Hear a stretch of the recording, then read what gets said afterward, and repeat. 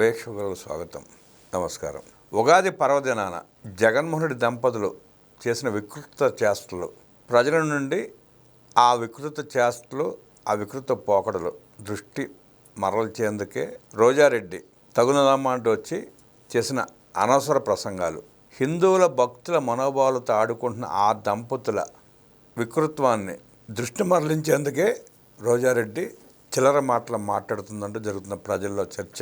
ఇంకో పక్క తల్లి విజయమ్మ నిన్న చేసిన తీవ్ర వ్యాఖ్యలు, విడుదల చేసిన MOU, వాటి నుండి రక్షించడానికే రోజారెడ్డి ప్రెస్ ముందుకు వచ్చి పేలిన చెత్త మాటల గురించి విశ్లేషించడానికి మనతో పాటు ఉన్నారు సోషల్ యాక్టివిస్ట్ శ్రీలీల గారు. వారిని అడిగి మరిన్ని విశేషాలు తెలుసుకోండి. నమస్తే శ్రీలీల. నమస్తే అండి.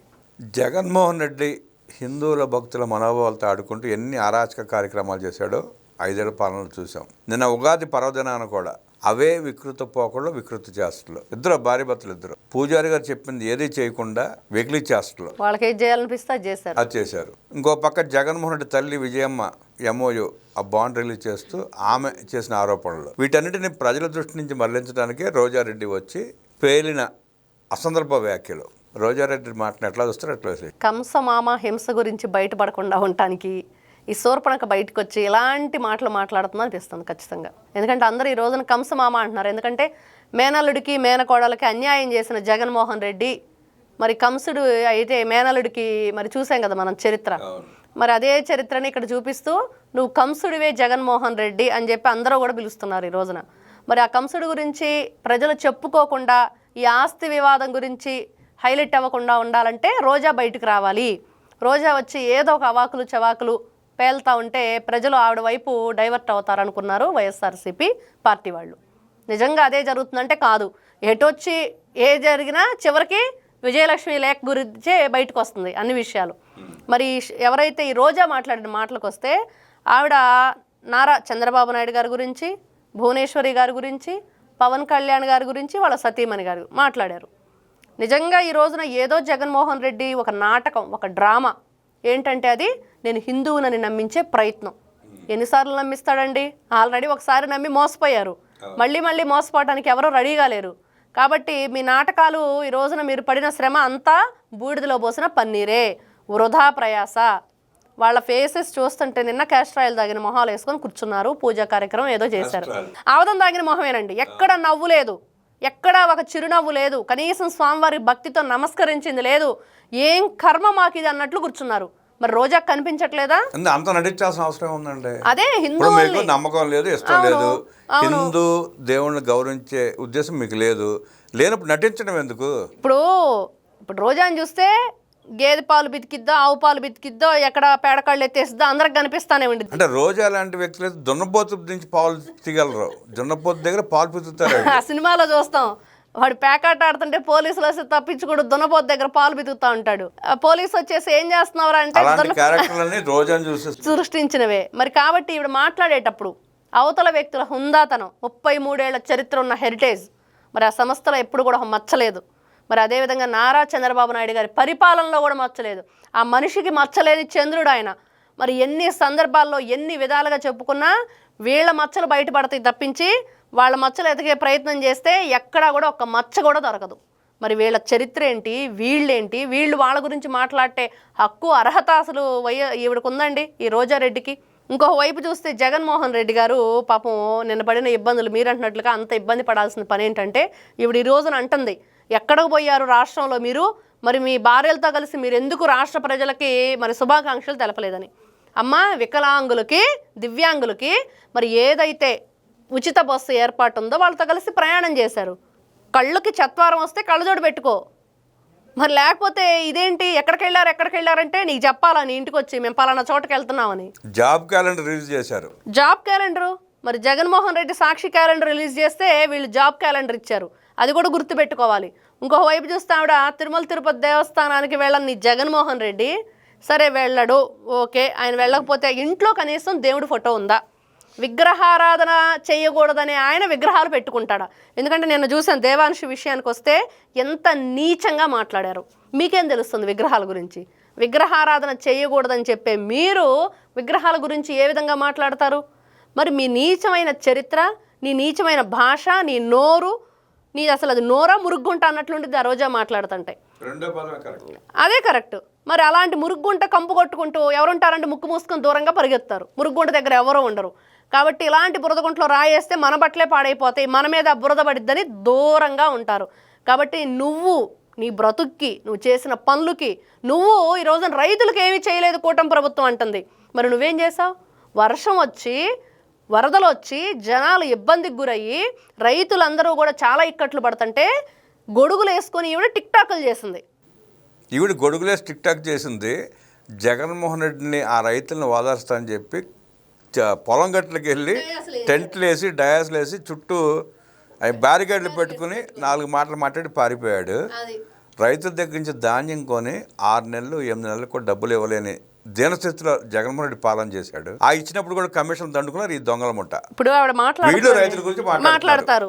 వీళ్ళకి రైతుల గురించి తెలుసు, వాళ్ళ బాధలు. అసలు రైతు పంట ఎలా పండిస్తాడో తెలుసా, ఎంత కష్టపడతాడో వీళ్ళకి తెలుసా? తెలిస్తే ఇలా ప్రవర్తిస్తారా? తెలిస్తే బంగారు పాళ్యం వెళ్ళి మామిడి పళ్ళని ట్రాక్టర్తో తొక్కిస్తారా? పొగాకు బేళ్లను తొక్కిస్తారా? మిర్చి పంటని ఎత్తుకుపోతారా ఆ గుంటూరు వెళ్ళి? మీరు అక్కడ దాకా వెళ్ళారండి. అమ్మనే చెల్లిని మెడపెట్టి బయటికి ఎండేసాడు డబ్బుల కోసం కక్కుపడి జగన్ రెడ్డి. అలాంటి జగన్ రెడ్డి అనే దుర్మార్గుని సమర్థిస్తా మాట్లాడుతున్న రోజారెడ్డి ఎంత దుర్మార్గులు ఉంటుందో అర్థం చేసుకోవచ్చు. నువ్వు ఒక మహిళగా నిజంగా ఈ రోజున మహిళలకు రక్షణ లేదు, లేకపోతే పిల్లలకు రక్షణ లేదు, రైతుకు రక్షణ లేదని చెప్పి మాట్లాడుతుంది కదా కూటమి ప్రభుత్వంలో. మరి కూటమి ప్రభుత్వం గురించి మాట్లాడేటప్పుడు నువ్వు ఒక మహిళగా, నువ్వు సాటి మహిళలకు అన్యాయం చేస్తున్న జగన్మోహన్ రెడ్డికి బుద్ధి చెప్పు ఫస్ట్. రాజశేఖర్ని ప్రేమించే వ్యక్తి అయితే రోజారెడ్డి, రాజశేఖర రెడ్డి భార్య విజయమ్మకి రాజశేఖర రెడ్డి కూతురు షర్మిలారెడ్డికి మద్దతు పలకాలి. అలాగే వైఎస్ వివేకానంద రెడ్డి కూతురు కూడా మద్దతు పలకాలి. అది చేయకుండా దుర్మార్గాలు చేసి హత్యాకాండాలను సృష్టించిన జగన్ రెడ్డిని సమర్థిస్తుందంటే ఏ స్థాయికి దిగజారిపోయి లొంగిపోయి డబ్బుల కోసం కక్కుతుపడి మాట్లాడుతుందో అర్థం చేసుకోవచ్చు. ఖచ్చితంగా ఆవిడ కేసులు బయటపడకుండా ఉండాలి, ఆవిడ కొట్టేసిన కోట్లు బయటకు రాకుండా ఉండాలి, ఆవిడ చేసిన స్కీముల పేరుతో స్కాములు ఏవైతే ఉన్నాయో అవన్నీ బయటపడకుండా ఉండాలంటే ఈ రోజున జగన్మోహన్ రెడ్డి ఆడిచ్చినట్లల్లా వీళ్ళు ఆడాలి అంతే. ఈ రోజున వాళ్ళు డబ్బులు వేస్తే వీళ్ళు వచ్చి బయటకు వచ్చి మాట్లాడాలి, వాళ్ళు ఏది చేయమంటే అది చేయాలి. మరి నువ్వు పర్యాటక శాఖ మంత్రిగా ఉండి ఏం చేశావు? మరి తర్వాత చూస్తే ఆడుదాం ఆంధ్ర పేరుతోటి మరి ఏ విధంగా దోచుకున్నావు? బాగా దోచుకుందిగా. మరి ఇంకేంటండి, ఈవిడ బయటకు వచ్చి నీతులు చెప్తుంటే అవినీతి పనులన్నీ చేసి వీళ్ళు ఈ పనికి మాలిన వ్యక్తులందరి చేత నీతులు చేపించుకోవాల్సిన కర్మ ఈ రోజున కూటమి ప్రభుత్వానికి లేదు. కూటమి ప్రభుత్వం 2047 ఏదైతే పేదరిక నిర్మూలనే ధ్యేయంగా ముందుకు వెళుతుందో ఖచ్చితంగా చేసి చూపిస్తుంది. 2029 కాదు కదా, 49 కూడా నీ జగన్మోహన్ రెడ్డి మీరు రాలేరు, రానివ్వం కూడా ఆంధ్ర రాష్ట్ర ప్రజలు. ఎందుకంటే చూసాం, మా జీవితాలను నాశనం చేసి, మా ఆస్తుల్ని కొల్లగొట్టి, మా పిల్లల జీవితాలను గంజాయి మత్తుకి బానిసలను చేసి మీరు ఈ రోజున మళ్ళీ వస్తే రపరప నరికేస్తాము, మళ్ళీ వస్తే రక్తంతో హోళీ ఆడతామని మాట్లాడుతుంటే మళ్ళీ మిమ్మల్ని రాణిస్తామా? మళ్ళీ ఇలాంటి ప్రెస్ మీట్లు పెట్టి ఈ విధంగా మాట్లాడుతుంటే పళ్ళు రాలగొడతారు ప్రజలు అతి త్వరలోనే. ఇప్పుడు ఒక స్త్రీగా ఆ ముగ్గురికి అండగా నిలబడి వాళ్ళని వ్యక్తిత్వాలకు పాల్పడుతున్న వాళ్ళని ఖండించాల్సింది పోయి, నిలదీయాల్సింది పోయి, ఇంకా వాళ్ళని తిడుతూ జగన్ రెడ్డిని సమర్థిస్తూ మాట్లాడటాన్ని ఈ ప్రజలు ఎట్లా చూడాలి? లేదంటే రాజశేఖర రెడ్డి భార్య కూతురుని కూడా విమర్శిస్తూ దిగజారిపోయిన ఆ పేటీఎం బ్యాచ్కి, పేటీఎం గాళ్ళకి, జగన్మోహన్ దండుపాలెం బ్యాచ్కి ఏం సమాధానం చెప్తారు, ఎట్లా బుద్ధి చెప్తారు? ఫస్ట్ ఆవిడ స్త్రీ అన్నారు చూడండి, ప్రజలు ఎప్పుడో మర్చిపోయారు ఆవిడని ఆ పరిగణలోకి తీసుకోవటం. ఎందుకంటే మీడియా ముఖంగా ఏం చేస్తారు నన్ను అని ఏ మహిళ కూడా అడగదండి, ఏం చెయ్యగలవు నన్నని ఏ మహిళ అడగదండి, ఏ మహిళ వచ్చి 10 మందిలో బూతులు తిట్టదండి. అదేదో అంటారు, ఇల్లాని లా అంటే ఇంట్లో దూరిద్దని, ఇంకొకరు ఎవరో రోడ్డుకి ఎక్కుతారని. ఆ సెకండ్ వన్ అనమాట ఈవిడ.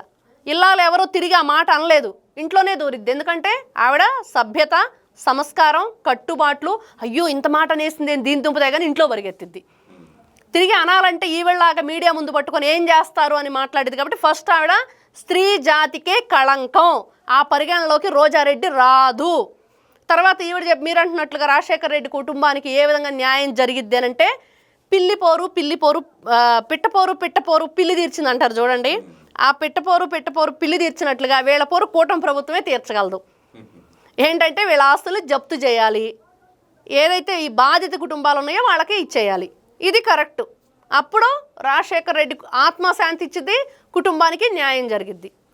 ఇంకెవరూ చేయలేరు. రోజారెడ్డి వల్ల అసలే కాదు, ఎందుకంటే ఇప్పుడే అనుకున్నాం రోజారెడ్డి ఏముంది అక్కడ చిల్లర పడతాం పరిగెరుకుందామని బయలుదేరు. అంతే పరి కోసమే అట్లాంటి వ్యక్తులు. కాబట్టి ఈ రోజున ఈ రోజారెడ్డి ప్రెస్ మీట్ వింటుంటే నిజంగా ఈవిడ మాట్లాడే మాటలన్నీ కూడా దేనికోసం మాట్లాడుతుంది, ఎందుకు వచ్చి మాట్లాడింది, దేన్ని డైవర్ట్ చేయటానికని.